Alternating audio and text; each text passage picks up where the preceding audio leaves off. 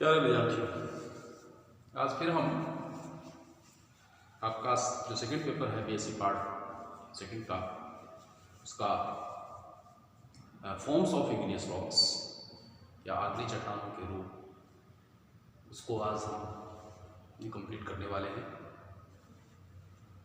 इससे पहले कि इस टॉपिक की जो 2 क्लास आपकी हुई हैं उनमें हमने अलग अलग टाइप्स के जो फॉर्म्स हैं इग्नियस रॉक्स के हमने उनकी चर्चा की। इससे जस्ट पहले वाली क्लास में हमने कॉन्कॉर्डेंट इग्नियस बॉडीज की बात की थी, अनुस्तरी आग्नेय शैलों की बात की थी। आज हम उसी को थोड़ा सा आगे बढ़ाएंगे और दूसरा जो टाइप है वो है डिस्कॉर्डेंट इग्नियस बॉडीज, यानी अनुस्तरी आग्नेय राशियां, हम उसकी बात करेंगे, यानी डिस्कॉर्डेंट इग्नियस बॉडीज। और इस डिस्कॉर्डेंट इग्नियस बॉडीज में भी हम 4-5 तरह की जो सामान्य डिस्कॉर्डेंट इग्नियस बॉडी है उसकी हम बात करने वाले हैं, जिसमें सबसे पहले डाइक, उसके बाद वोल्केनिक नेक, फिर कॉन्सिट एंड रिंग डाइक और स्टॉक्स यानी बैथोलोथ्स, हम इनकी बात करने वाले हैं। तो जो डिस्कॉर्डेंट इग्नियस बॉडीज हैं या अनुस्तरी आग्नेय जो पिंड या राशियां हैं, उनके लिए आप कहते हैं कि जब मैग्मा शैलों के संस्तरण तलों को विच्छेदित करता हुआ अंतःक्षिप्त हो तो उसे डिस्कॉर्डेंट इग्नियस बॉडी कहते हैं। यानी जो बेडिंग्स हैं, जो बेड है, रॉक बेड, सेल के जो संस्तर है, उनको चीरता हुआ यदि वो अंतःक्षेपित होता हो, मैग्मा उनको प्रतिच्छेदित करता हुआ, उनको चीरता हुआ, यदि ये देखिए ये बेड्स हैं और उनको चीरता हुआ यदि उन रॉक्स में इंजेक्टेड हो, अंतःक्षेपित हो, तो इस प्रकार के जो बॉडीज बनेंगी वे कहलाएंगी डिस्कॉर्डेंट इग्नियस बॉडीज। सबसे पहले हम थोड़ी सी बात करें, चर्चा करें डाइक्स की, जो सबसे सामान्य उदाहरण है डाइक्स। इन्हें इग्नियस रॉक्स की कॉलमनर बॉडीज के रूप में भी डिफाइन किया जाता है। कॉलमनर यानी एक कॉलम के समान, एक स्तंभ के समान ये हमें दिखाई पड़ती है, इसीलिए कॉलमनर इग्नियस बॉडी भी आप इस डाइक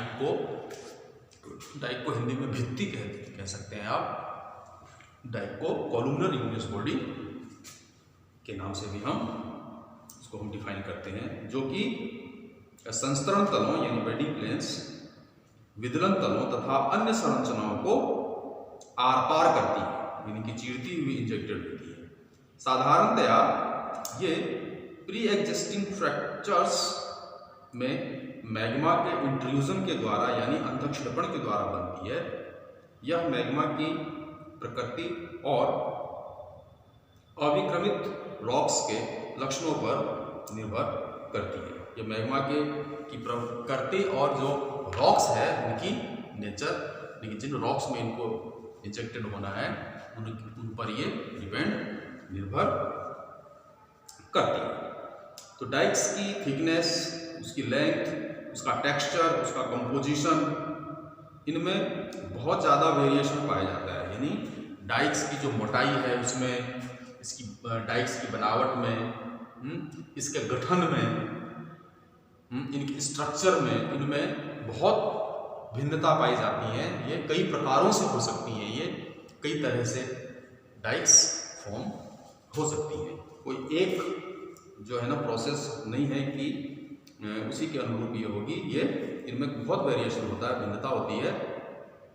ये कुछ सेंटीमीटर से लेके और कई सैकड़ों मीटर तक थिकनेस की भी हो सकती है, मोटाई की भी हो सकती है, और लंबाई में ये कुछ मीटर से लेके कई किलोमीटर के बीच भी हो सकती है। साथ ही यदि हम इसके कंपोजिशन या संगठन की बात करें तो कंपोजिशन में ये हाइपापिस्टल रॉक जैसे आपका डोलेराइट, पायरोक्सिन, लैम्प्रोफायर, इनसे ज़्यादा ये बनती है। डोलोमाइट, पायरोक्सिन, इन लैम्प्रोफायर, इनसे ये कंपोजिशन की यदि बात करें तो इनसे ये ज़्यादा बनती है। डोलेराइट हो गया, पोर्फिरीज हो गया या लैम्प्रोफायर हो गया, इनसे बनती है। तथा यदि हम इसके टेक्सचर की बात करें, इसके गठन की यदि हम बात करें, इसकी बनावट की यदि हम बात करें, तो ये ग्लेसी और फेनेटिक टाइप के बीच की टेक्सचर को ये दर्शाती है। डाइक्स जो है वो सामान्यतया समूहों में भी हमको ये मिलते हैं। इस प्रकार डाइक्स जो है वो क्लोजली स्पेस्ड के लिए भी प्रयुक्त किया जाता है। जब बहुत सारी डाइक्स एक सीमित क्षेत्र में मिलती हो तो ये बहुत ज़्यादा बड़ी होती हैं और इनको जो है वो समूह, यदि ये डाइक का जो एक सेट है या समूह है, उस समूह को आप कलेक्टिवली डाइक के नाम से भी आप इसको समझ सकते हैं। तो जो सबसे सामान्य सिंपल सा उदाहरण है डिस्कॉर्डेंट इंग्लिश बॉडीज का, वो डाइक है।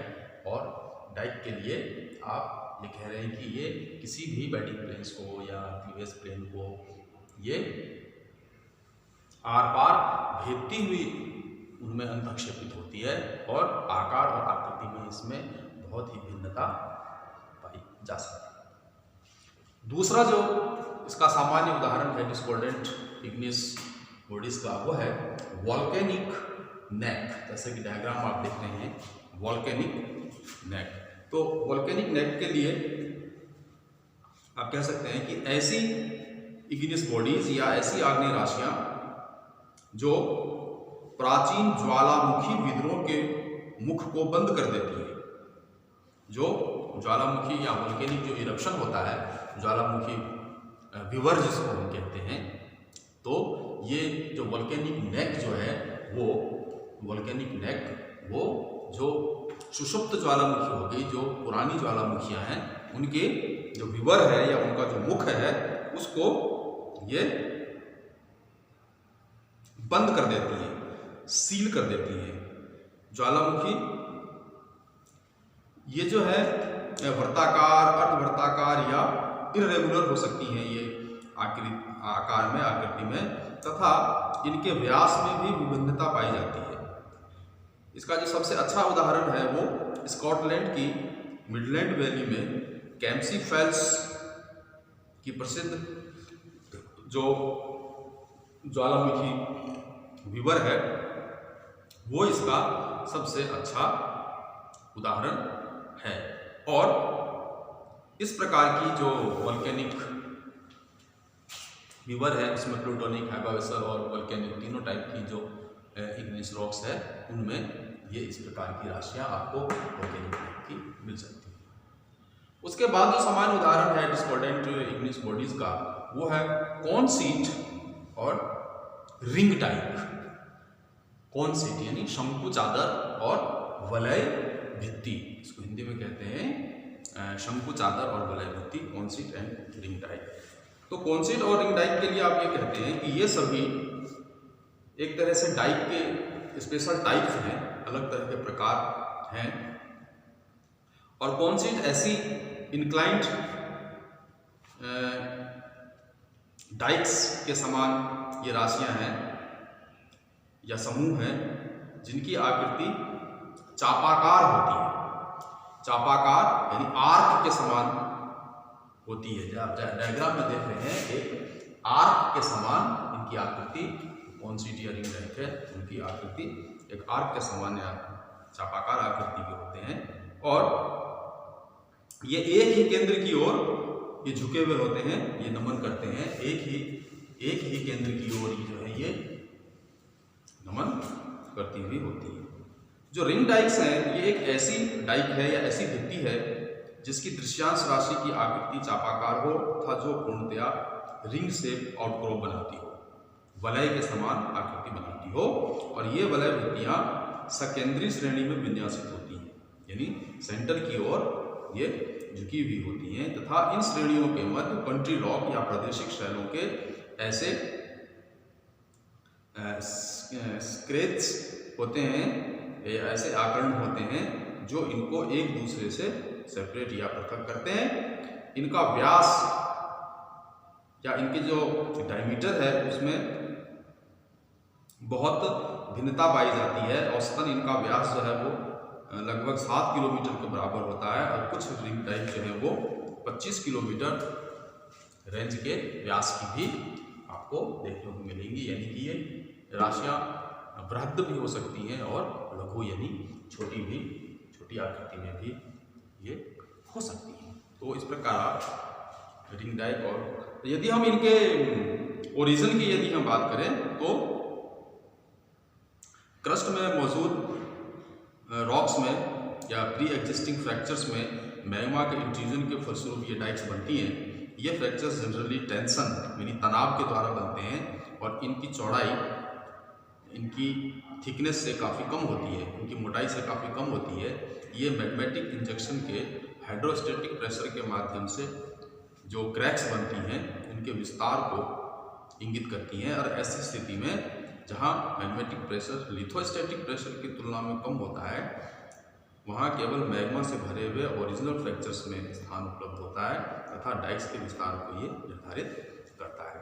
तो इनकी जो ओरिजिन की यदि हम बात करें तो प्री एग्जिस्टिंग रॉक्स जो फ्रैक्चर्स हैं उनमें मैग्मेटिक प्रोसेस से मैग्मा के इंट्रूजन से ही इन प्रकार की जो ये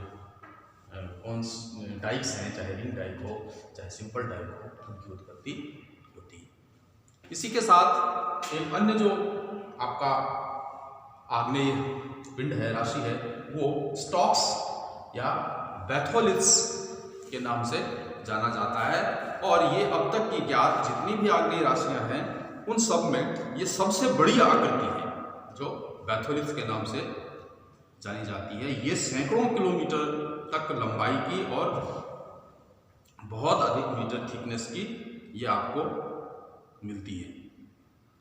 और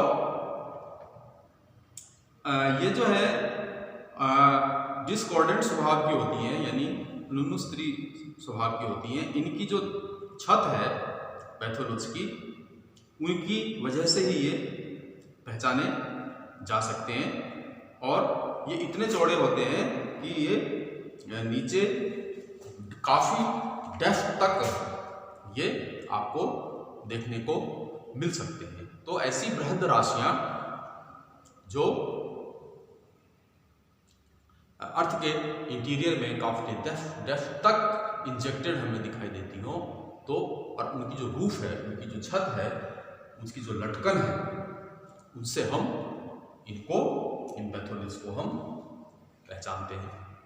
तो इस प्रकार आप डिस्कॉर्डेंट इग्नियस बॉडीज की जब भी बात करेंगे तो डाइक्स, वोल्केनिक नेक, कॉन्सीट, रिंग डाइक, स्टॉक्स, बैथोलिथ्स, इन सब की को हम इसमें सम्मिलित करें। तो इस प्रकार से आज आपका ये जो फॉर्म्स ऑफ इग्नियस रॉक्स हैं ये टॉपिक आपका खत्म हो रहा है। अब इसके बाद हम आगे इग्नियस रॉक्स की टेक्सचर, चाहे उसका स्ट्रक्चर, उसकी हम